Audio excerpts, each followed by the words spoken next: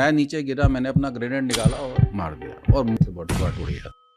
Media का पूरे operation को लाइव दिखाना क्या बहुत बड़ी गलती, कभी भी नहीं होना चाहिए। You are helping whom you are helping, अच्छा बताइए आप किसको हेल्प कर रहे हो। तो सडनली मेरे को लगा कि मेरे लेफ्ट साइड में कुछ है, तो मैंने ऐसे देखा तो वो टेररिस्ट खिड़की के ठीक एक तरफ वो था, खिड़की के इस तरफ मैं था, बीच में हमारे ग्रिल थी और वो एम करा हुआ। एनएसजी को जल्दी क्यों नहीं बुलाया, इतना लेट क्यों किया, इस पर क्या ऑब्जर्वेशन है आपकी, इस पर क्या उस टाइम क्योंकि आप थे इस ऑपरेशन का हिस्सा। डेथ तो सबको आती है रौनक, तुमको भी आएगी एक दिन, मुझको भी आएगी, जो सुन रहे हैं उनको भी आएगी, जो नहीं सुन रहे हैं उनको भी आएगी, उनको भी तो everybody will die. How you live your life and for what you die, that matters. गाली सिचुएशन के ऊपर निकली या उस वो गाली अपने ऊपर निकली कि मतलब how could you be so bloody useless person that you don't realise you have come in front of him. तो क्या एक सोल्जर भी किस्मत में मानता है?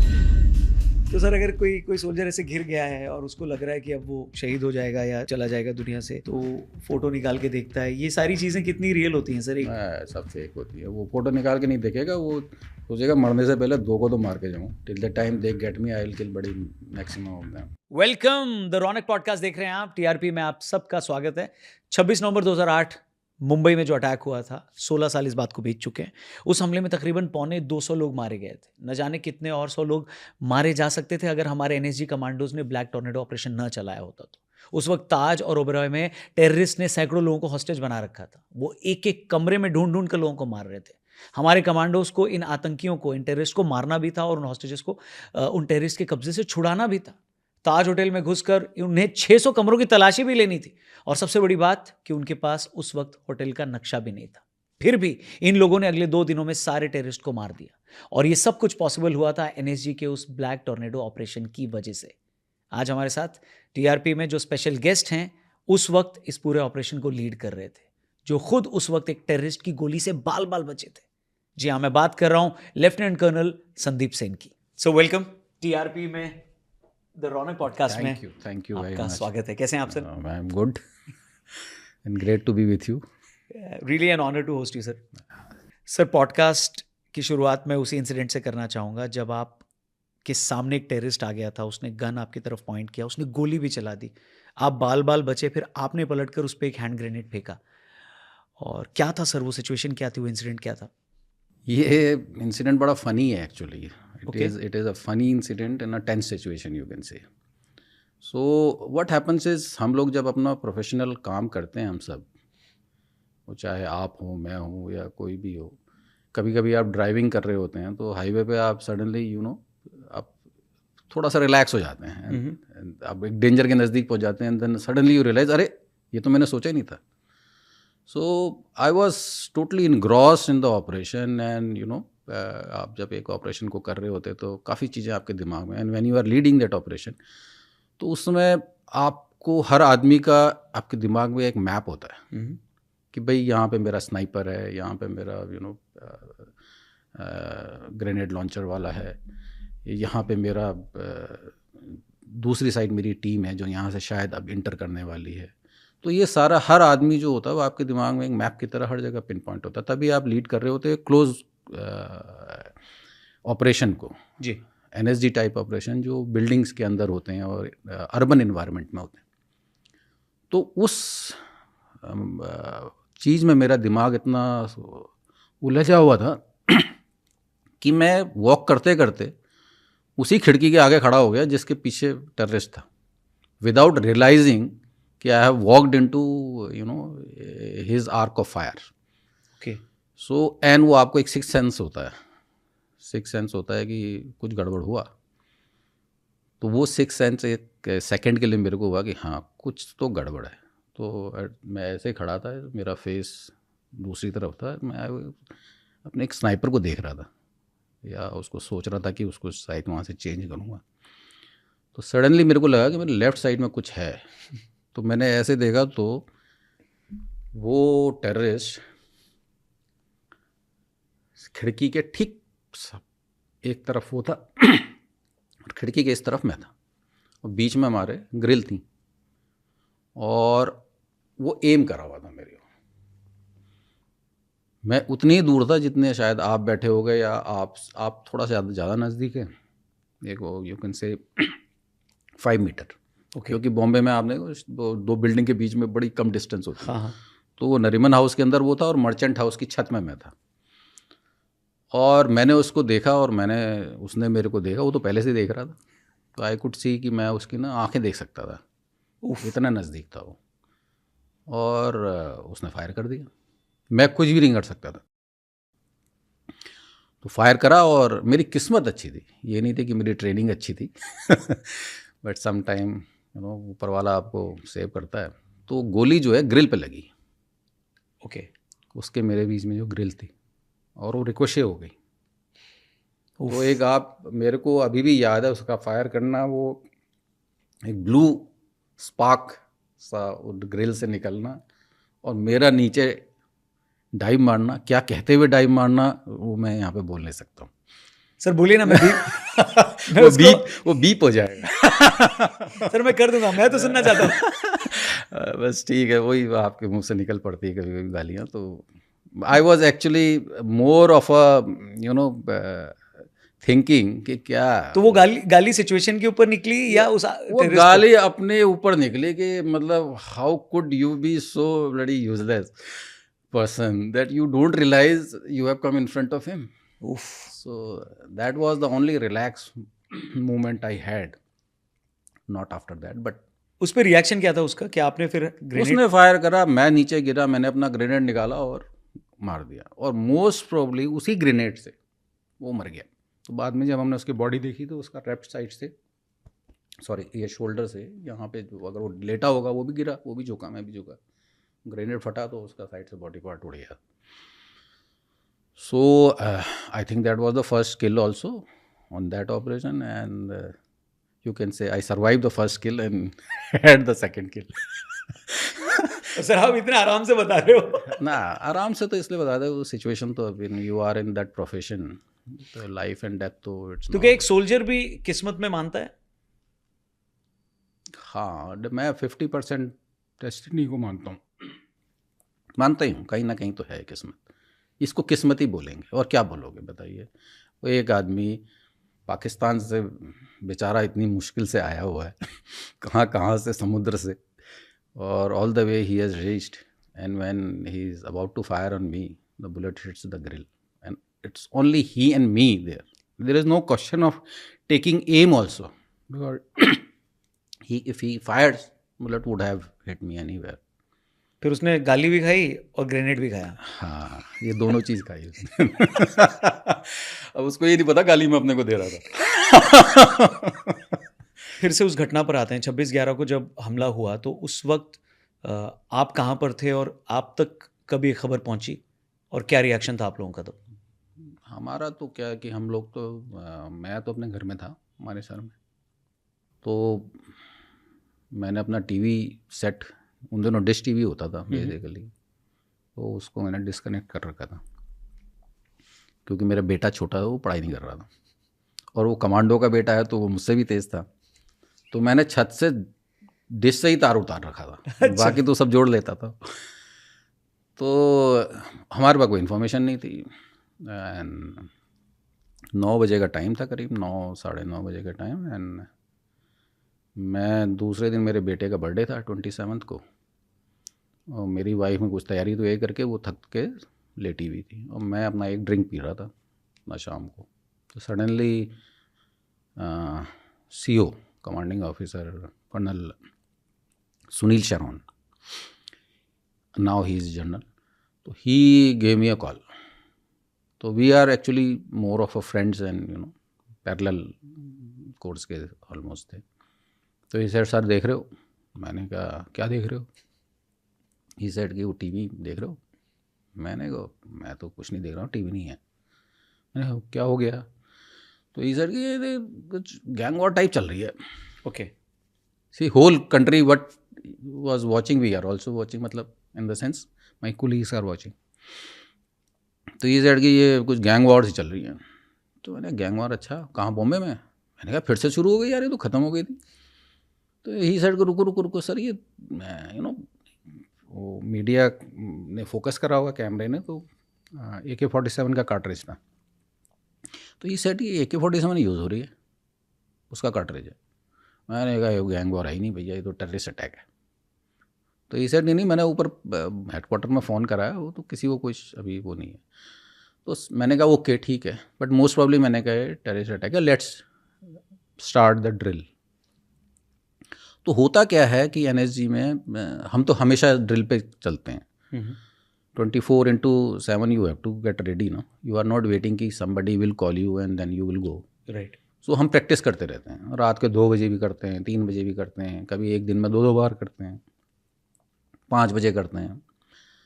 तो हमने कहा चलो practice, practice means actual real में होता है, सब ammunition, arms, everything is ready and we check it every time. तो हमने वो सायरन साउंड कर दिया, मैंने बोला और मैंने वो साउंड कर, और मैं उसके बाद अपना गाड़ी निकाली और वाइफ को बोला, मैंने कहा मैं ज़रा जा रहा हूँ। तो वो तब तक शी हैज़ हाफ स्लीप, और मैं चला गया। एंड फिर हमने टीवी लगा दिया वहाँ पे, यूनिट पूरी इकट्ठा हो गई, अलर्ट मोड में आ गई, सब जाने के लिए तैयार हो गए। इतनी देर में वो ट्रिकल होती रही इन्फॉर्मेशन, तो finally it was got clear कि ओके यहाँ ब्लास्ट हुआ, यहाँ ब्लास्ट हुआ। तो now we were ready at 9:30, whole unit, the counter terrorist task force 1 and CO also came and we were ready to go. So we were waiting after that for a go from the headquarter. Okay. So ये रहा, फिर हम देखते रहे। So वो उसके ऊपर बड़ी चर्चा होती है कि एनएसजी को जल्दी क्यों नहीं बुलाया, इतना लेट क्यों किया, इस पर क्या ऑब्जर्वेशन है आपकी, इस पर क्या उस टाइम, क्योंकि आप थे इस ऑपरेशन का हिस्सा, तो ये इसको कैसे देखते हैं आप? क्या होता है कि एक इंसिडेंट होता है, आप बॉम्बे को भूल जाओ, एक इंसिडेंट होता है, उसके बाद एक फोर्स क्रिएट होती है उसके लिए, कोई भी स्पेशल फोर्स, वो रात दिन प्रैक्टिस कर रही है, उनका तो ब्रेड एंड बटर है, हम तो तैयार हैं रेडी जी। बाकी कंट्री तैयार नहीं होती, सब भूल जाते हैं। वो कहते हैं यार एनएसजी लास्ट कब ऑपरेशन करा था एनएसजी ने, अच्छा अरे एक पठानकोट गए थे, अच्छा उसके बाद कितने साल हो गए, इतने साल हो, अगले 10 साल तक अटैक नहीं होगा, तो नोबडी, तो लोग जो हायरार्की है ऊपर, उनके दिमाग से बात हट जाती है कि we have a force which is capable of handling it. Correct. So Mumbai police जो पहली फर्स्ट रिस्पॉन्डर थे उसकी हायरार्की में उस समय उसको टैकल करने में ज़्यादा उलझ गई, और बॉम्बे में जो कमोशन हो गया उसमें ज़्यादा उलझ गई, और उनके ऊपर जो बैठे थे सेक्रेटरीज, उनकी गलतियाँ, या उनकी गलती भी मत बोलो किसी की, बट ये कहो कि उनको शायद डिसीजन लेने में टाइम लग गया, कि उन्होंने सोचा शायद पुलिस देख लेगी, अच्छा मार्कोस को बुला लो, अच्छा वो देख लेंगे, क्या हमारे पास कहीं आर्मी की यूनिट है उसको बुला लेते हैं जी। You have a specialist waiting with their backpack on, raring to go after seeing the news. They are so proactive. But कोई उस टीम को नहीं बोल रहा कि भाई आप चलो, और हम यहाँ से पूछ रहे जाना है हमको तो ये पूछते हैं आप लोग? हाँ ऑब्वियसली इट इज़ तो वेरी, ये हेडक्वार्टर को पूछते हैं क्या? हाँ अपने देखो, मेरा सीनियर मेरे उसके सीनियर को पूछेगा, वो कमांडर को पूछेगा, कमांडर ऊपर से पूछेगा, मैंने जी मैं अपने जो जी ब्रांच बोलती है, ऑपरेशन ब्रांच होती है, उसमें बोलेंगे जो ऑफिसर्स बैठे होंगे कि सर बताओ ये बॉम्बे जाना है, तो ऑपरेशन अटैक हो गया, वो कहता है यार अभी कुछ आया नहीं है, ही इज़ ऑल्सो वेटिंग, क्योंकि उसको बोलेगा तो हम भेजेंगे ना, we are want to go, they नीचे नीडी है वो बेचारा, they are people are getting killed, early we reach we save more lives, right, है ना, अब जितना लेट पहुंचेंगे that many casualties will increase. So ये बीच का जो डिसीजन मेकिंग थी स्टेट एंड सेंटर के बीच में, it should get fine tune. I hope आज की वो फाइन ट्यून है, अब आज फिर रिलैक्स ना हो गए हों लोग कि यार लास्ट ऑपरेशन कब हुआ था, so that is very very important. तो वहाँ पे मेरे को ग्लिच लगता है राइट कि हमको कहने में, नहीं तो दे शुड हैव, हम तो 9:30 बजे तैयार थे जाने के लिए, हम तो चाहते थे कि हम अब जाएं, इसी के लिए हम एनएसजी में आए थे, ये हमारा सपना था कि किसी दिन हम टेररिस्ट अटैक होगा तो उस दिन मैं तो कमाल कर दूंगा, ये बचपन से सपना था, हर उस बच्चे का सपना है हिंदुस्तान के जो सोल्जरिंग में बिलीव करता है, he wants to become a para SF और एनएसजी सोल्जर और मार्कोस और गरुड़ा। राइट। तो उसका सपना है, वो सपना आ रहा है और वो कह रहा है कि मेरे को जाना है और उसको कोई जाने नहीं दे रहा। तो ये एक थोड़ा सा यहाँ पे मैं सोचता हूँ कि कमी थी decision making at the top level. पर सर अगर डिसीजन मेकिंग हो जाती है तब तक आप लोगों की जो तैयारी होती है उसमें कौन जाएगा ऑपरेशन के लिए, ये कैसे सिलेक्ट किया जाता है, ये इसका क्या प्रोसेस होता है तो इसका कि आप जाएंगे ही जाएंगे, ये हुआ आप अपनी टीम बनाते हैं क्या, उसकी छूट ना आपको ना होती ना है? ना ऐसा कुछ नहीं होता। होता क्या है कि सी एक आदमी की लिमिटेशन है। कमांडो भी आदमी है, उसकी भी बॉडी है।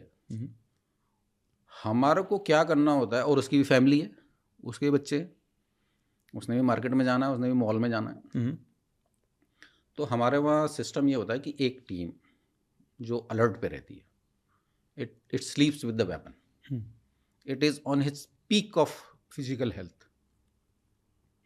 उसको आप बिल्कुल उसके पीक पे रखते हो, और वो उसका जैसे पीरियड है 3 महीने का, जो भी ड्यूरेशन है हम्म, 3 महीने का alert.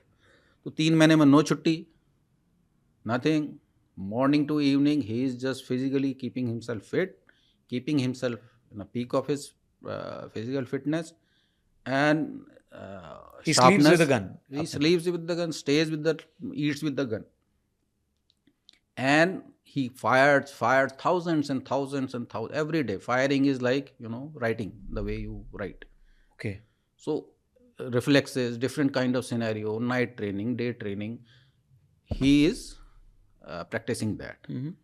And moment alarm is sound, 30 minutes, we used to take, I think, 25 minutes, and we used to go out from the gate, and everything is already fixed: load, ammunition, batteries, every night vision device has to be recharged, so it should not give रात को साहब मैं charge लगाना भूल गया, so the cells and everything, so small things. Correct. Rope, knives, everything has to be kept in a good shape, and weapon also be zeroed, zeroed in the sense their aiming has to be corrected, and everything is fixed. My buddy is fixed, who's with me, my next, who will be ahead of me, who will be behind me. So that coordination is required in house intervention. When you go inside a house in a dark situation, so your buddy should be, right, left hand, right it should be a complete body of troop, should be like a one body. Correct so वो practice हम करते हैं, जितनी हम करेंगे उतना अच्छा हमारा काम रहेगा। तो हम लोगों के लिए सब फिक्स रहता है। 3 महीने के बाद he is in a relax mode, नहीं, nobody asking where he is, he goes on holiday, छुट्टी, ये वो। And the third party is now getting ready to take over the first party. Okay When the first party is on alert, the second team is getting trained.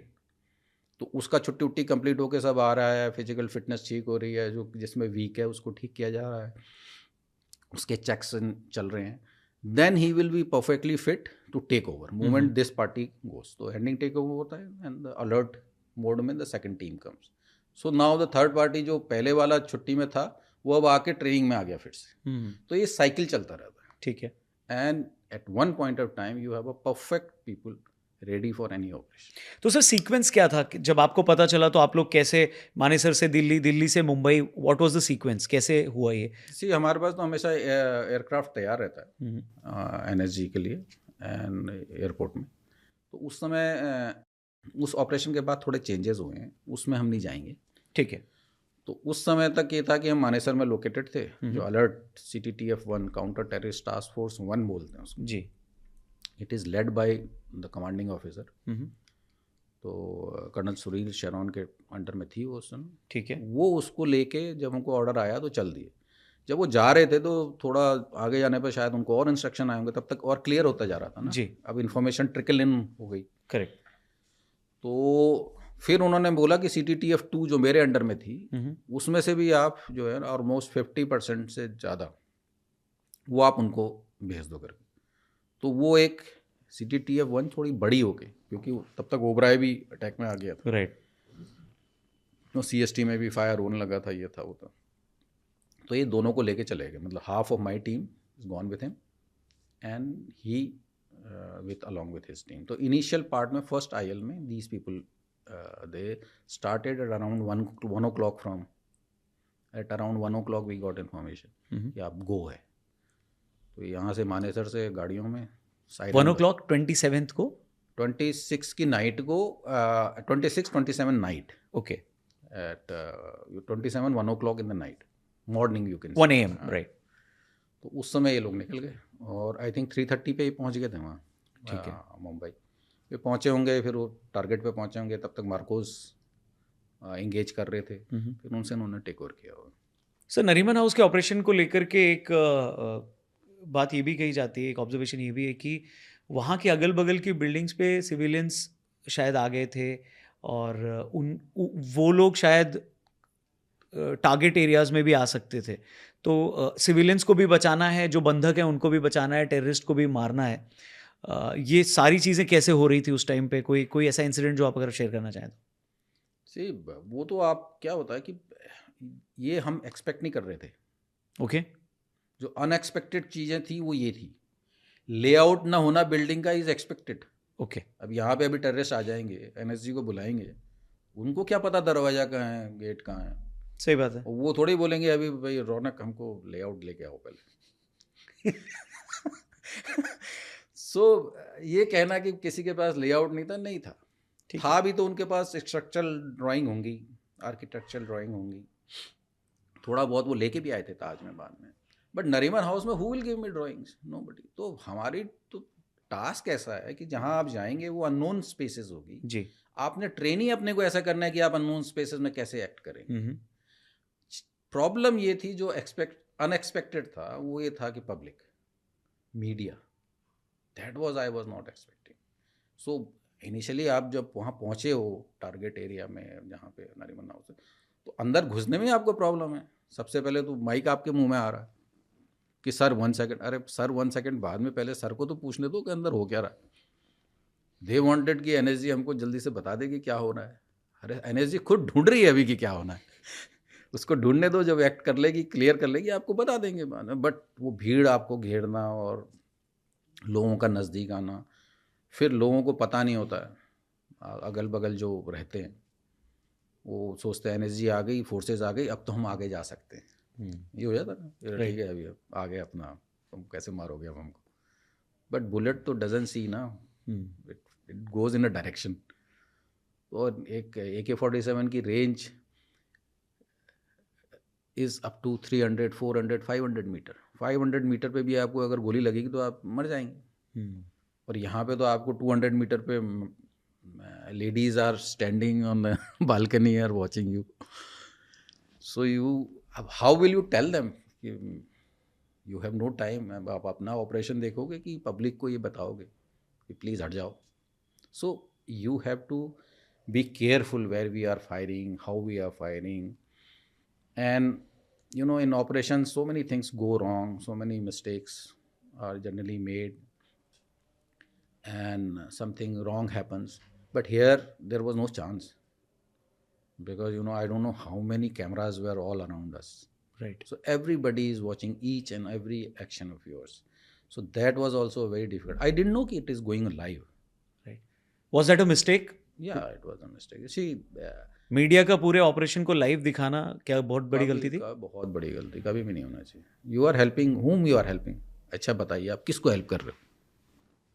आप एक media एक anti terrorist operation को live दिखा रही है, वो किसको help कर रही है? ऑब्वियसली टेररिस्ट को, क्योंकि टेररिस्ट लाइव देख रहा है ना, जो उसका हैंडलर है वो लाइव देख रहा है ना, इन्फॉर्मेशन उनको मिल रही है. जो बेचारा ऑपरेटिव है वो थोड़ी लाइव देख रहा है उसको. वो तो सीढ़ियों में चढ़ रहा है, दीवार से कूद रहा है और वो बता रहा है दीवार से तो कमांडो उधर उतर रहे.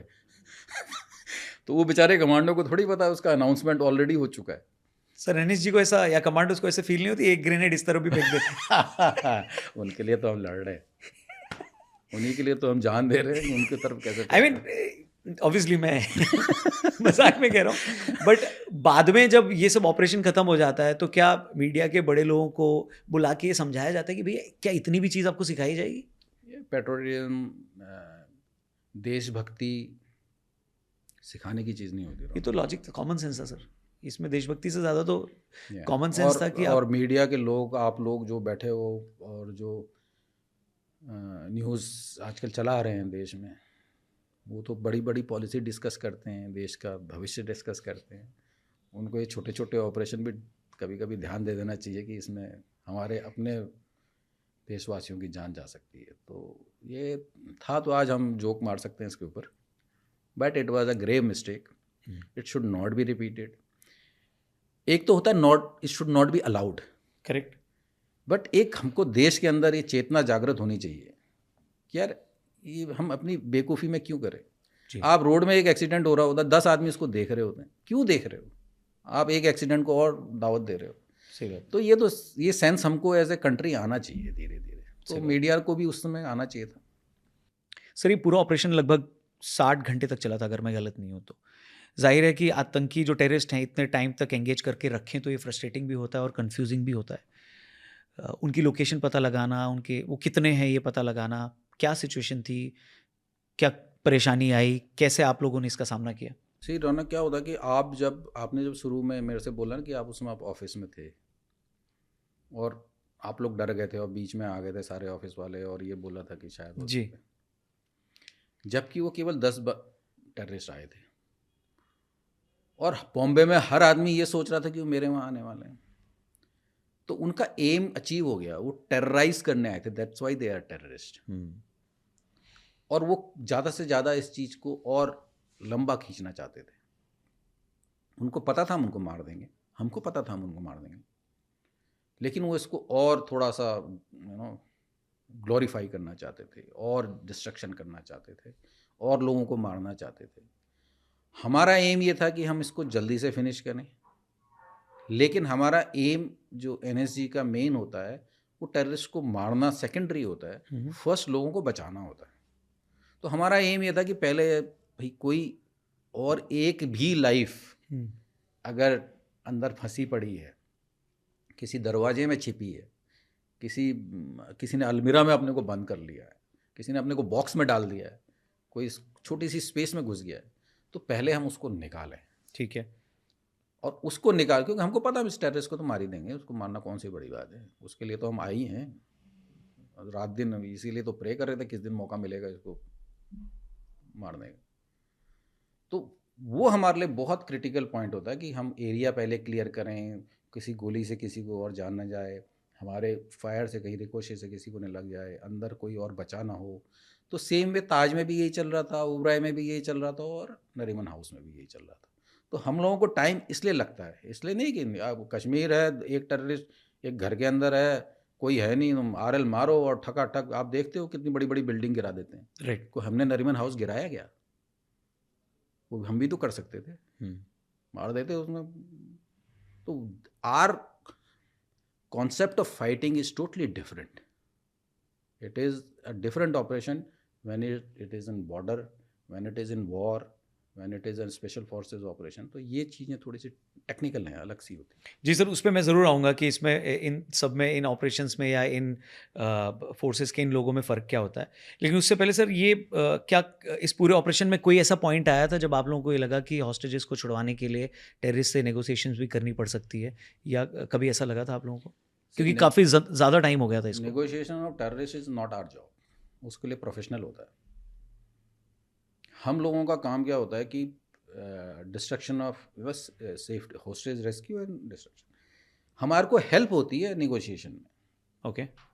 कि in the meantime when the negotiation is going on, we have more time to prepare, because negotiation के टाइम में एक चीज़ तो पक्का है कि टेररिस्ट मारेगा नहीं टिल द टाइम नेगोशिएशन चल रहा है। तब तक आप तैयारी कर लेंगे। तो तब तक हम रहे कि हमको उतना और टाइम मिल रहा है कि टेररिस्ट कहाँ है, उसका मेंटल फ्रेम क्या है, कितने लोग हैं, कितना वेपन है उसके पास, कहाँ पे किस जगह से एंट्री कर सकते हैं, किस पे नहीं कर सकते हैं, हॉस्टेज की लोकेशन कहाँ है।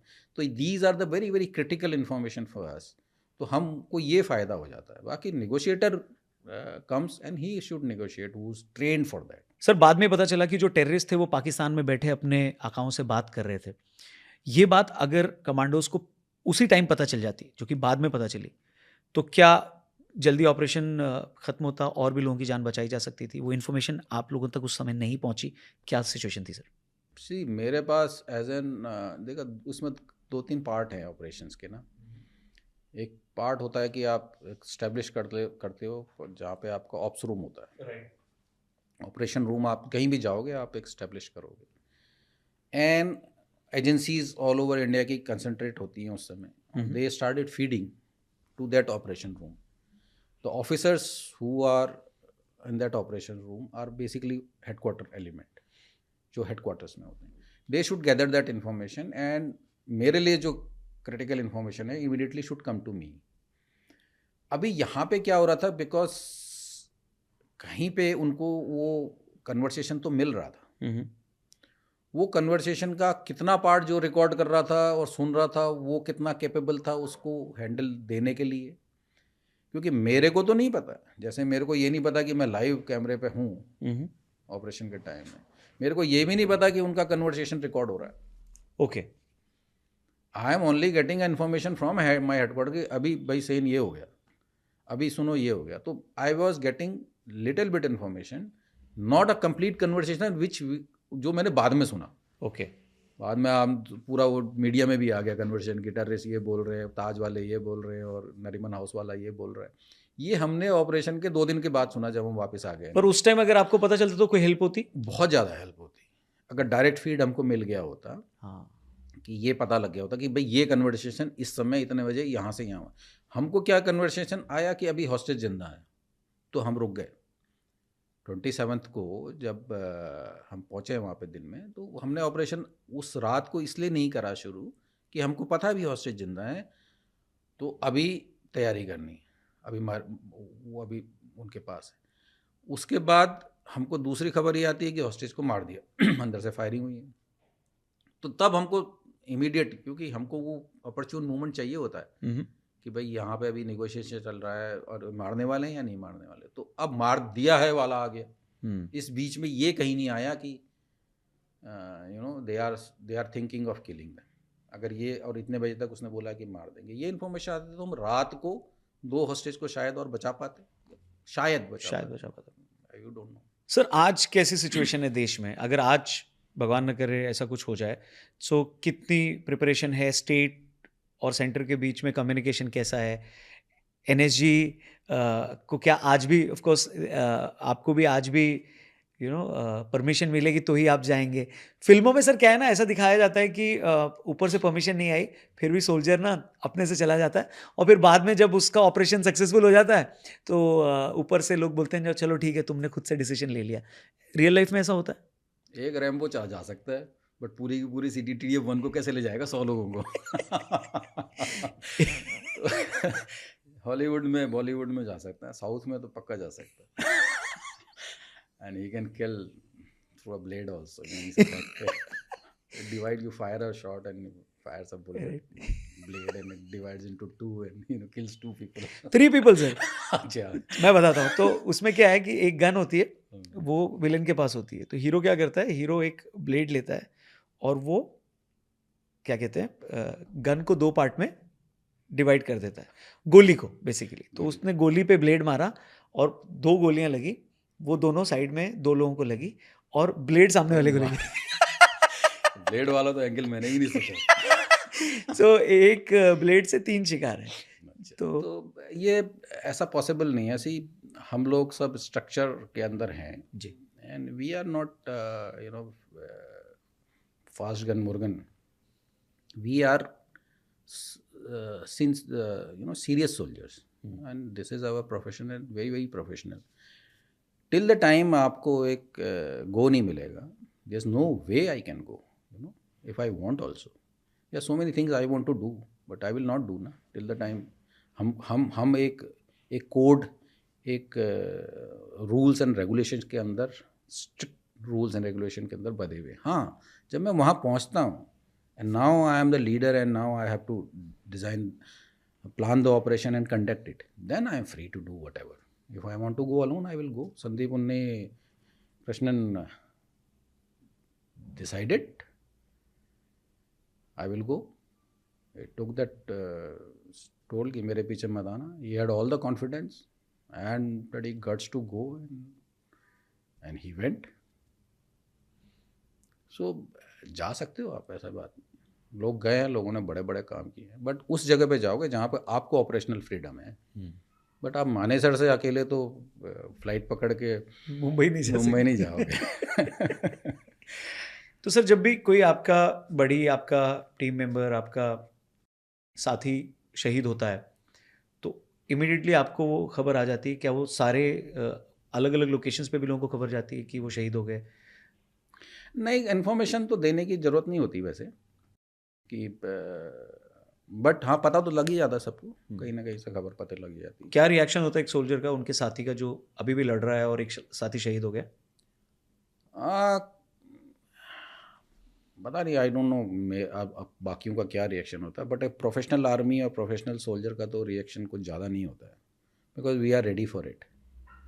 जब हम वहाँ गए हैं, we know, see unlike other profession, what is different between forces or even soldiers and other jobs, सभी देशभक्त हैं, सबके अंदर जज्बा है कुछ करने के लिए देश, बट हमको पता है कि यहाँ से गोली आएगी, फिर भी जब मैं बोलता हूँ कि चलो तो लोग मेरे पीछे चलते हैं। मैं आगे चलता हूँ या मेरे आगे मैं किसी को बोलता हूँ कि so and so you will गो, तो ही विल नॉट से लुक बैक है कि सब मैं नहीं जाऊँगा। तो वो अपनी नौकरी के लिए नहीं कर रहा, वो पैसों के लिए नहीं कर रहा, तनख्वाह के लिए नहीं कर रहा, वो क्या है जो उसको उस दरवाजे के अंदर धकेल रहा है गन लेके, नोइंग कि मैं जा सकता हूँ, मेरे पीछे वाला भी जा सकता है। और मैं एज ए लीडर जब उनको बोल रहा हूँ तुम जाओ, तो मैं उस प्लान के अंदर ये जानता हूँ कि हो सकता है, देयर आर 50-50 चांसेस। सो वो हमको डिफरेंट करता है। तो व्हेन वी नो कि यार blood and death and glory is part of our job, so you are mentally prepared for it. and death तो सबको आती है रौनक, तुमको भी आएगी एक दिन, मुझको भी आएगी, जो सुन रहे हैं उनको भी आएगी, जो नहीं सुन रहे हैं उनको भी आएगी, तो everybody will die. How you live your life and for what you die, that matters. Absolutely. Sir अगर आज देश में फिर से ऐसा कोई हमला अगर हो जाता है तो कितना तैयार है ये देश, इसकी फोर्सेस, रिएक्शन टाइम को लेकर, सेंटर और स्टेट के बीच कम्युनिकेशन को लेकर, क्योंकि यही सारी चीज़ें होती हैं, मीडिया के कॉमन सेंस को लेकर, सिविलियंस के अवेयरनेस को लेकर, ओवरऑल चीज़ें कैसे देखते हैं आप? मैं मीडिया में जो भी मेरे फ्रेंड्स हैं उनसे जब मैं बात करता हूँ तो अवेयरनेस तो आ गई मीडिया में। सेंटर और स्टेट में कोऑर्डिनेशन भी उसके बाद काफ़ी बात चली हमारा जब यह है। देखो हर एक चीज़ के जब आफ्टर उसके बाद उसका स्क्रूटनी होती है, हमारे ऑपरेशन की भी हुई और इसमें ये बात आई है, कई सारी कमियां आई होंगी, उन सबको डिस्कस हुआ है और I think we are in a much better state today हर तरीके से, NSG एवरीबॉडी। और क्या थ्रेट आई जीवन में आप कुछ को पता नहीं, उस समय क्या रिएक्शन होगा, मैं तो अब गवर्नमेंट का हिस्सा नहीं हूँ, NSG का अब हिस्सा नहीं हूँ, तो मेरा कमेंट करना भी इतना ज़्यादा इसमें मतलब ठीक उचित नहीं है जहाँ तक मेरा। ठीक है सर, एक बात ये भी कही जाती है कि इस हमले का पहले से इनपुट था, उस पर रिएक्शन नहीं आया, लोगों ने उसको सीरियसली नहीं लिया, इस पर आप क्या कहते हैं? मैं इसमें एक बार पहले भी बोल चुका हूँ थोड़ी सी बात को कि मेरा ये मानना है कि इन्फॉर्मेशन तो बहुत ज़्यादा आती है, इंटेलिजेंसीज हर दिन कोई ना कोई इन्फॉर्मेशन देती है कि आज भी जब हम बात कर रहे होंगे शाम की जो इंट रिपोर्ट आएगी हेडक्वार्टर्स में, उसमें आएगा कि भाई ये प्लान हो रहा है या वो प्लान हो रहा है या ये थ्रेट है। तो क्या होता है, वो भेड़िया आया, वो भेड़िया जिस दिन आया उस दिन तो ध्यान नहीं गया उस पर। तो इंट के बारे में मेरा ये कहना है कि it is too much of information now days. ठीक है, वो थोड़ी सी कम होनी चाहिए और क्रिटिकल इन्फॉर्मेशन ही आनी चाहिए। बट इंट वाला भी बेचारा क्या करे, he also wants to give every information, तो वो भी देता रहेगा। तो ये इसमें analysis of intelligence is should be more अब मैं इसको कैसे बोलूँ, बट इंटेलिजेंस एनालिसिस को बड़ी सीरियसली लेना चाहिए कि कौन सी एक्शनेबल है, कौन सी नहीं है, कितना है क्या नहीं है, तो उस पर थोड़ा ध्यान ज़्यादा देना चाहिए। आई होप देते होंगे शायद लोग अब। सर एक इंसान के तौर पर ऐसे ऑपरेशन को लीड करने के बाद, उस फील्ड पे होने के बाद, क्या लाइफ बदलती है, सोच बदलती है, या सब कुछ नॉर्मल ही रहता है, आप अगले दिन भी सेम थे ऐसे ही? मैं तो सेम हूँ, मैं थोड़ा मैच्योर हो जाता आदमी जी, और कुछ नहीं, थोड़ा यू सी ऑपरेशंस, ये तो कुछ भी नहीं, मतलब थोड़ा बहुत, काफ़ी लोग तो उससे भी बड़े बड़े ऑपरेशंस देखते हैं। थोड़ा मैच्योरिटी लेवल शायद बढ़ जाता है। ठीक है। शायद हर एक का अपना अपना एक्सपीरियंस होगा। कोई चीज़ तुमको शॉक नहीं करती, सरप्राइज नहीं होते आप। हाँ। सर, क्योंकि आपने मेंशन किया कि इससे बड़े बड़े ऑपरेशंस होते हैं, क्योंकि वहाँ इतने कैमरे थे, वो ऐसी हाई प्रोफाइल जगहों पर वो हमले हुए थे और पूरी दुनिया की नज़र भी उस पे आ गई थी। कुछ ऐसी कम्युनिटी के लोग भी उसमें इन्वॉल्व थे, वहाँ फंसे हुए थे, फॉरेनर्स बहुत सारे थे, इसलिए पूरी दुनिया उसको देख रही थी। इसलिए इस ऑपरेशन की बहुत ज़्यादा बात होती है। पर कई सारे ऐसे ऑपरेशंस हैं जो उतने ही क्रिटिकल थे, जहाँ पर लोगों की जान, हर जान इम्पॉर्टेंट होती है, जा सकती थी या गई भी। वहाँ पे सोल्जर्स ने, फोर्सेस के लोगों ने भी बहुत ही ज़्यादा बहादुरी दिखाई। कुछ ऐसा बता सकते हैं किसी व्यक्ति के बारे में या किसी ऐसे ऑपरेशन के बारे में? देखो, इसमें बहुत सारे ऑपरेशन हैं। व्यक्ति नाम तो क्या लें, लेकिन Indian army as a whole, army, navy, air force is full of heroes. मैं आपके सामने बात कर रहा हूँ, आपने मेरे को बुलाया इस बात करने के लिए, वो इसीलिए बुलाया कि मुंबई में ऑपरेशन हुआ था, कैमरे के आगे हुआ था, दैट्स वाई जी। तो आई डोंट थिंक कि हमने कोई बड़ा काम करा, एक नॉर्मल अपना प्रोफेशनल काम करा जो कोई भी करता। But the media which I was blaming has made me also इस लायक कि मैं यहाँ बैठ के बात कर रहा हूँ। बट जो कारगिल की हाइट्स में लड़े हैं, जो सियाचिन में लड़े हैं, जो आज वहाँ डिप्लॉयड हैं, और जो नॉर्थ ईस्ट के जंगलों में लड़े हैं, और इससे पहले भी फर्स्ट वर्ल्ड वॉर से इंडियन सोल्जर्स बाहर जा रहे हैं, लड़ रहे हैं, ऐसे ऐसे उनके कारनामे हैं। सारागढ़ी के 21-6 अपना जो लड़े, अमेजिंग स्टोरीज़ हैं, जहाँ लोगों ने बड़े ऑड्स में लड़ा। यहाँ तो हम बड़े कंफर्टेबल लड़े, बट लोगों ने बड़ी बड़ी कठिन परिस्थितियों में अपनी जान दी है, लड़ाई करी है। उनके आगे पीछे कोई नहीं था दिखाने वाला। शायद उनकी ग्लोरी को आर्मी भी रिकॉर्ड करने में कहीं कहीं भूल गई हो। तो they are many unsung heroes जो हैं, और उन्होंने बहुत बड़ा काम किया और आज भी तैयार हैं, आने वाली जनरेशन में भी आएंगे। तगड़ी है हमारी फौज। तो सर, जो 14 या 15 साल के बच्चे आपको देख रहे हैं, जो फोर्सेस ज्वाइन करना चाहते हैं, एनएसजी कमांडो बनना चाहते हैं, उनसे क्या कहेंगे आप? मैं उनसे ये कहूँगा कि नौकरी के लिए ज्वाइन मत करना। अगर तुम्हारे अंदर जुनून है, तुम्हारे दिल में जज्बा है, तब करना। नहीं तो आप ये देखते रहोगे पे कितनी थी और पोस्टिंग कहाँ हुई, और ये तो इसमें, इस प्रोफेशन में वही आए जिसको इस चीज़ का शौक़ है, कुछ कर दिखाने का। वो शायद मौका मिले ना मिले, कई लोग बेचारे आते हैं, और बेचारे तो नहीं कहना चाहिए, कई लोग आते हैं और फिर भी उनको ऑपरेशन का मौका नहीं मिल पाता। लेकिन it will make your life very beautiful. You will आप इस दुनिया में सभी आते हैं, सभी जाते हैं, तो आप एक बेहतरीन ज़िंदगी जी के जाओगे। सर, इसके अलावा कोई और ऐसा ऑपरेशन या बैटल या कोई ऐसा जो आप, जिसमें आप इन्वॉल्व रहे, जो आप शेयर करना चाहेंगे, जो आपको याद आता है कि बहुत सारे रहे। मैं उड़ी में भी रहा, JNK में, लाइन ऑफ कंट्रोल में। वहाँ पे उस समय में हमारे पास काफ़ी स्नाइपिंग एंड ये प्लान हम करते थे पाकिस्तान के ख़िलाफ़, वो हमारे ख़िलाफ़ करते थे, और काफ़ी अच्छा एक्सपीरियंस रहा। वी हैड, अलग ही कहानी है, वो ऑपरेशन ही अलग है कि आप कई दिनों तक वेट करते हो टारगेट का, वो टारगेट को आप कंफर्टेबल बनाते हो कि वो आ सकता है यहाँ पे, ल्योर करते हो, उसके बाद उसको फिर किल करते हो। तो हंटिंग काइंड ऑफ थिंग रहता है, दोनों तरफ से रहता है। वो भी ट्राई करते हैं, हम भी ट्राई करते हैं। इसके अलावा नॉर्थ ईस्ट है, नॉर्थ ईस्ट में भी काफ़ी रहा मैं त्रिपुरा में NLFT के अगेंस्ट, तो वहाँ भी 1-2 एक्सपीरियंस थे जिसमें काफ़ी रहा। सर, डिफरेंस क्या है एनएसजी कमांडोज में और बाकी फोर्सेस में, स्पेशल फोर्सेस के जवानों में, कमांडोज में? इसको अगर सरल भाषा में समझाएं सुनने और देखने वालों के लिए तो। देख, कॉमनलिटी तो एक चीज़ है कि सब फिजिकली सुपर फिट है। ठीक है।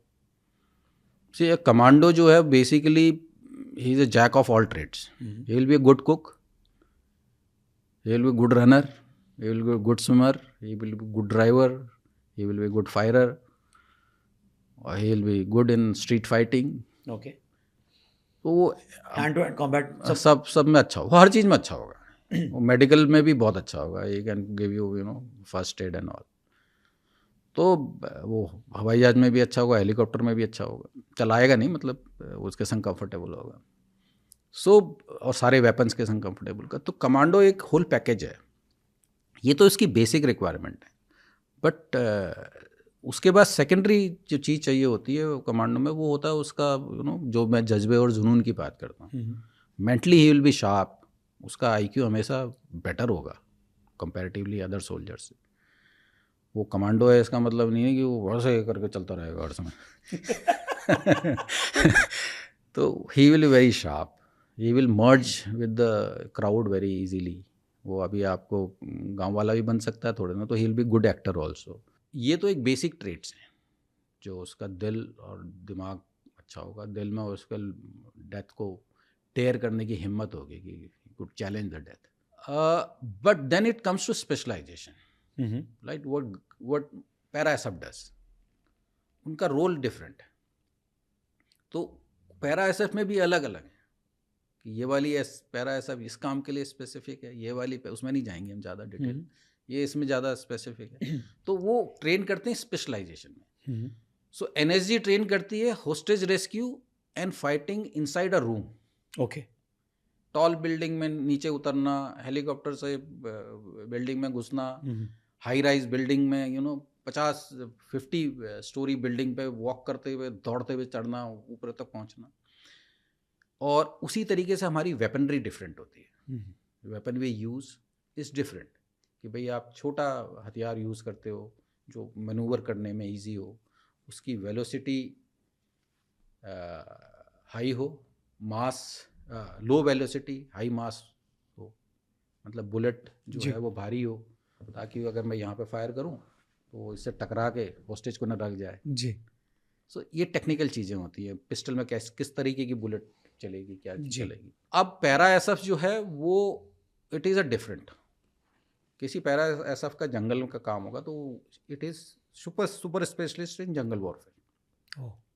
सम para SF will be super specialist in glacier operation, like MARCOS are super specialist in sea, Garud is super specialist in across going and installation को डिस्ट्रक्शन व्हाटएवर उनका जो भी रोल है उसमें नहीं जाते।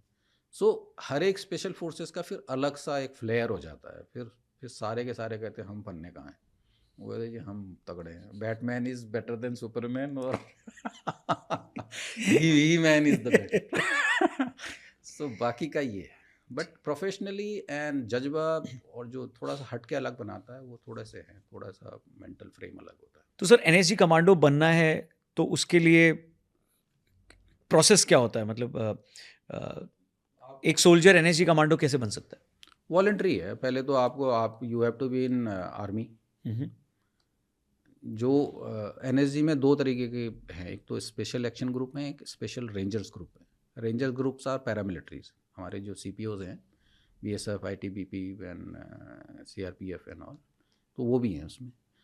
तो वो लोग भी उनकी तरफ से भी और हमारी तरफ से, पहले तो वो ट्रेंड सोल्जर होना चाहिए आर्मी का, देन उसने फिर वॉलंटियर करना चाहिए। पोस्टिंग्स आती हैं कि भाई एनएसजी में इतनी स्पेस है, आप हु वांट्स टू गो, तो I want to go, that kind of thing. तो फिर देन आप आते हो, फिर आपका एक ओरिएंटेशन कोर्स होता है यहाँ पे जी। उसके बाद आपको ट्रेनिंग सेंटर में जाके एक स्पेसिफिक कोर्स को क्लियर करना पड़ता है, टेस्ट को। वो टेस्ट आप क्लियर कर सकते हैं जो वो फिर आते हैं आर्मी इसमें, एनएसजी में, स्पेशल एक्शन ग्रुप। किस कंट्री की स्पेशल फोर्सेस आपको लगता है कि सबसे यूनिक है, अलग है या स्ट्रांग है, या कैसे देखते हैं आप? सभी स्ट्रांग हैं, जो भी कंट्री है। ये क्वेश्चन सब लोग पूछते हैं मेरे से, कौन सबसे बढ़िया है। हाँ जी। तो एक्चुअली बढ़िया या कम तर आंकने का, कंपटीशन का तो कोई तरीका है नहीं। ठीक है, जो हमारी पैरा एसएफ ने कमाल करा है वो अच्छे ने नहीं करा है। जो एसएएस ने करा है, mother of all special forces Britain की, वहाँ से स्पेशल फोर्सेस का कॉन्सेप्ट एक तरीके से शुरू हुआ है, आप ये कह सकते हो। तो वो they are very very good. हर एक का अपना एक स्टाइल है काम करने का। Russians are very good, Americans ने तो अभी ओसामा को मारा है वहाँ जाके, तो एक हेलीकॉप्टर उनका जल भी गया देखो उसमें, फिर भी वो निकाल ले आए। तो इट इज़, एक तो क्या होता है कि जो कंट्री होती है वो कितनी केपेबल है स्पेशल ऑपरेशन को, स्पेशल फोर्सेस को स्पेशल इक्विपमेंट देने में, कि भाई ये क्रिटिकल इक्विपमेंट है, तो एक छोटे से इक्विपमेंट से पूरा का पूरा ऑपरेशन चेंज हो जाता है। जैसे अभी आप देखो ड्रोन से, right, AI and drone mix करके concept of war fighting change हो गया करेक्ट। पूरा। यूक्रेन वॉर में देख लो, अभी इसराइल का देख लो आप, इसराइल की स्पेशल फोर्सेस बोलो, उन्होंने हर लीडरशिप को मार दिया। राइट, तो ये इसको कहना बड़ा मुश्किल है, सभी अच्छे हैं, सभी अच्छे हैं। बात यह है कि मोटिवेटेड कौन कितना। फोर्स तो वो है जिसके अंदर जो लीडरशिप उसको मोटिवेट रखे, सोल्जर को, जवान को, स्पेशल फोर्स ऑपरेटिव को इतना ज़्यादा तगड़ा रखे कि वो अपनी पीक पे परफॉर्म करे। कब करेगा? जब when he is mentally very happy, he is full of josh, and equipment, he has good equipment, and एक उसका टास्क है जिसके लिए वो he can go to any length. तो I will say all are good, but these Russians first I will rate SAS, and then our parasaf, I'll rate them second always, and then others. See, हाँ sir, बिना किसी operation के, बिना किसी, लड़ाइयाँ तो रोज़ होती नहीं है, वो मोटिवेशन कहाँ से आता है एक सोल्जर में कि वो डेली उसी जज्बे के साथ रहता है और एक दिन ऑपरेशन आता है और फिर उस दिन उसकी मेंटल और फिजिकल स्ट्रेंथ को एक टेस्टिंग का एक मौका भी मिलता है। See, ये जो टास्क है ना, ये ऑफिसर्स का है।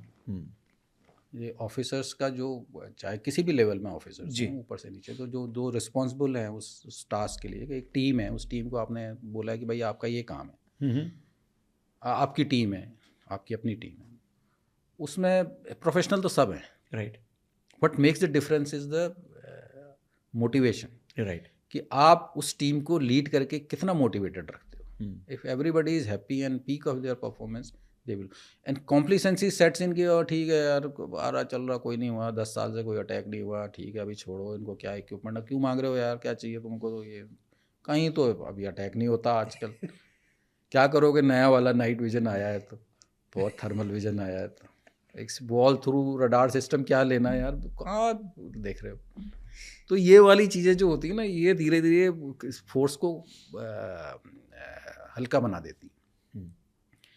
आपको तो अपनी फोर्सेस को अगर तैयार रखना है, वो चाहे 10 या 20 साल तक भी ना आए, भगवान करे कभी मौका ना आए जी, हम तो ये चाहते हैं कि एक बार भी टेररिस्ट अटैक ना हो, बिल्कुल, लेकिन जब हो तो वो फुली रेडी हो। तो इसके लिए रिस्पॉन्सिबिलिटी ऑफ लीडरशिप, चाहे वो नेशनल लीडरशिप हो एंड ऑपरेशनल लीडरशिप हो नीचे, उन सब की रिस्पॉन्सिबिलिटी की इक्विपमेंट हमेशा अच्छा रहे, तैयार रहे, नया आता रहे, चेंजेस होते रहे।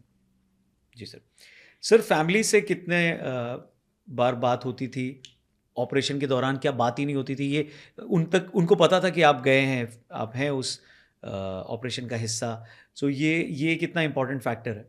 जी, मेरी वाइफ को तो दूसरे दिन जब मैं बॉम्बे पहुंच गया, हवाई जहाज में था, तब पता लगा कि मैं चला गया हूँ, अच्छा, क्योंकि रात को मैं चला गया था। हाँ, मॉर्निंग शी गॉट अप, तो उसने सोचा कि मैं पीटी करने गया हूँ, अच्छा, तो बाद में, और टीवी तो मैंने हटा रखा था, तो तो उसको तो पता ही था, तो वो तो इंटरनेट में जब आई, और उन्होंने इंटरनेट भी वो होता था ना, टू करके फिर kit kit kit kit kit के कनेक्ट होता था। तो then she came to know, जब उसको यूनिट से इन्फॉर्मेशन आई कि साहब तो चले गए, तो उसके बाद उसका कॉल आया, तो मैंने कहा अभी ऑपरेशन में हूँ, आई एम बिजी। तो आफ्टर दैट तो शी इज़, लेडीज़ का भी बड़ा रिस्पॉन्सिबिलिटी हो जाती है एक यूनिट में ना, स्पेशली ऑफिसर्स की वाइफ्स जो होती हैं, उनकी फिर उनको दे हैव टू पूरी यूनिट को साथ में गैदर रखना। सबके हस्बैंड गए हैं, उसी का हस्बैंड थोड़ी गया है, सही बात है। वो खुद ही रोने बैठ जाएगी, तो बाकी को कैसे संभालेगी कि हमारा हस्बैंड तो चला गया, अभी पता नहीं क्या होगा। And there are reports of casualties which will come, और ऐसे वाले ऑपरेशन में कश्मीर में कुछ हो जाए तो पता नहीं लगता, 1 दिन 2 दिन बाद पता लगता है, तो इंस्टेंट पता लग रहा है कि so and so is no more. तो वो चीज़ को हैंडल करना थोड़ा सा उनके लिए भी मुश्किल होता है, राइट सर। बट यस, वो एक उनका भी एक सिस्टम है हमारी यूनिट में, फैमिली वेलफेयर्स का, लेडीज़ का आपस में गेट टुगेदर रखना अच्छे, तो एक फैमिली की तरह वो भी काम करते हैं। पर ऑपरेशन चल रहा है, उसके बीच फैमिली से बातचीत इतना कॉमन है या कैसा? नहीं, एक बार हुई तो उसके बाद जैसे उसको बता दिया वाइफ को भाई कि नाउ आई एम बिजी, तो she understands why she will bother her husband, any lady, चाहे जवान हो, चाहे अफसर हो, चाहे जेसीओज हों, कोई भी अपने हस्बैंड को क्यों कॉल करे, क्या कर लेगी कॉल करके बताओ? अच्छा तुम अभी बताओ ठीक छुपे हुए हो, नहीं उसने वहाँ से गोली मारी या नहीं, ये थोड़ी बताओगे आप। वो भी she will also not disturb, nobody should disturb actually, more disturbance आपके फ़ोन कॉल में आते रहेंगे। अगर हम बात कर रहे हैं बीच में 4 फ़ोन आते रहे, हम भी डिस्टर्ब ही होंगे, it is not going to benefit us, तो दे अंडरस्टैंड दैट। आपने एक बार बोल दिया ठीक हूँ अभी कॉपरेशन करने, बाद में बात कर, बस इतना ही होता है, बस इतना ही होता है। वो फिल्मों में होता है इसके बीच में गाना भी आ जाता है। तो सर अगर कोई सोल्जर ऐसे घिर गया है और उसको लग रहा है कि अब वो शहीद हो जाएगा या चला जाएगा दुनिया से, तो फोटो निकाल के देखता है, ये सारी चीज़ें कितनी रियल होती हैं सर? एक सब फेक होती है, वो फोटो निकाल के नहीं देखेगा, वो सोचेगा मरने से पहले 2 को तो मार के जाऊँ, till the time they get me I will kill बड़ी maximum of them, that will be much better photo निकालना। इधर फोटो निकाल के क्या करेगा, कुछ नहीं करेगा। ऑपरेशन के दौरान टेररिस्ट से बातचीत भी होती है क्या? उसको उनको सरेंडर करने को कमांडोज बोलते हैं या उनका सिर्फ टारगेट रहता है कि इनको ठोकना है? सी डिपेंड करती है अलग अलग सिचुएशन। जैसे ताज में थोड़ा कन्वर्सेशन हुआ था, शायद वो लोग गाली वाली दे रहे थे, ऐसा कुछ था वो लोग? हाँ, ओबराय में भी थोड़ा 1-2 वो हुआ कन्वर्सेशन, मैंने सुना कि हुआ। मेरा तो कोई कन्वर्सेशन नहीं हुआ, मेरा तो जैसे ही मेरे को पता लगा कि मेरे I could both the hostages are no more, that after that my aim was to just finish them with minimum casualties and minimum damage to the public. So अलग अलग का है, कहीं पे शायद होता भी हो कन्वर्सेशन। कश्मीर में 1-2 वीडियो है शायद, उसमें ऑफिसर है स्पीकिंग टू अ टेररिस्ट, उससे बात कर रहा, तू आजा आजा, ये वो मौका तो देते हैं और जगह पे। हाँ देखो, उस टेररिस्ट को मौका दो जो अपना देश का है, हिंदुस्तानी है ना, उसको समझा सकते हो कि भाई तू गलत रास्ते पे चला गया, आजा। बिल्कुल बिल्कुल। जो पाकिस्तानी है उसको क्या समझाना, वो मरने ही आया है, मारने आया है, वो तो लाश भी नहीं ले जाते अपने आदमियों की। तो सर उस ऑपरेशन के बाद कुछ दिनों, महीनों या सालों के बाद फिर क्या आप उस जगह पर गए? और जब आप वापस उस जगह पर जाते हैं किसी ऑपरेशन के बाद, तो how do you see that place? मतलब वो कैसा होता है दिमाग में, या नॉर्मल ही रहता सब? नहीं, कई सारी चीज़ें होती है आने के बाद। शुरू में तो खैर ठीक है, आप आ गए, सब कुछ हो गया, तो उसके बाद आप रिविजिट करते हो उसको। अच्छा। ओबियसली, तो मैं तो खैर गया ही था कबाड़ हाउस, तो मैं अभी भी जाता हूँ, अभी बॉम्बे जाता हूँ तो आई बीन टू, अभी रिसेंटली लास्ट ईयर गया था मैं। तो वो होता है ना कि यार इसको और बेहतर कैसे कर सकते थे। ओके। वो होता है, क्या होता है कि जैसे अब आप और मैं बात कर रहे हैं, ये कंटेंट जो भी बनेगा, फिर हम सोचते हैं कि अच्छा यार ये क्वेश्चन भी पूछ लेते तो और बेहतर होता। राइट। बिकॉज उस समय तो कहना बड़ा आसान होता है, बाद में कहना बड़ा आसान होता है। कि उस समय तो you are in a mode dynamic, you are reacting to a situation, doing what I am, you are asking me a question, I am replying. फिर ना आप सोचते हो कि यार इसको ऐसा बोलते तो ऐसा कर सकते हैं, या आप एडिटिंग में कर सकते हो, तो वहाँ पे तो एडिटिंग नहीं हो सकती। तो वहाँ पे आके सोचते हो कि ठीक है, तब क्योंकि आपको इन्फॉर्मेशन ज़्यादा होती है, वहाँ सिर्फ शूटिंग होती है, एडिटिंग नहीं। हाँ। अच्छा, वहाँ पे अब बाद में तो इन्फॉर्मेशन ज़्यादा होती है, अच्छा यार ये भी दरवाजा था, हमें तो पता ही नहीं था, अच्छा ये इस रास्ते, ये वाला अगर रास्ता ले ले तो अच्छा होता। सो नोट्स बनते हैं ऑपरेशन के बाद? हाँ, वो तो होते ही हैं। एंड ऑपरेशन को हम सोचते हैं, उसको क्रिटिकली एनालाइज करते हैं, कमियों को देखते हैं, क्या हमारे पास नहीं था वो देखते हैं, बेहतर कैसे और आगने वाला ऑपरेशन बेहतर हो सकता है ये देखते हैं। It's a part of this thing. Sir Nariman house के ऑपरेशन में बंधकों को तो मारा गया, लेकिन 2 साल का मोशे और उनकी नैनी ने कैसे उस मोशे को बचाया और कैसे ओवरऑल हुआ, वो क्या इंसिडेंट था सर उस time? She was a better commando actually, okay. Because she knew the layout. Right. तो उसको पता था, एंड उसके अंदर वो था, जो मैं कहता हूँ ना कि तुम्हें अंदर दिल में वो है जज्बा अंदर जाने का, वो फनल में, तो she went into that funnel, took out that boy, and great job she has done, all kudos to her. Sir एक अक्सर इल्ज़ाम लगता है कि जो भी आतंकी बाहर से आता है उसको लोकल सपोर्ट मिलता है, और एक बहुत ही फेमस कहावत है कि किले का दरवाज़ा हमेशा अंदर से खुला है। तो इसको कैसे देखते हैं आप? ये बिना लोकल सपोर्ट के पॉसिबल होता है? How do you analyse that, how do you see that? See, local support था या नहीं था, ये बड़ा डिबेटेबल क्वेश्चन है इस ऑपरेशन के बारे में। ठीक है।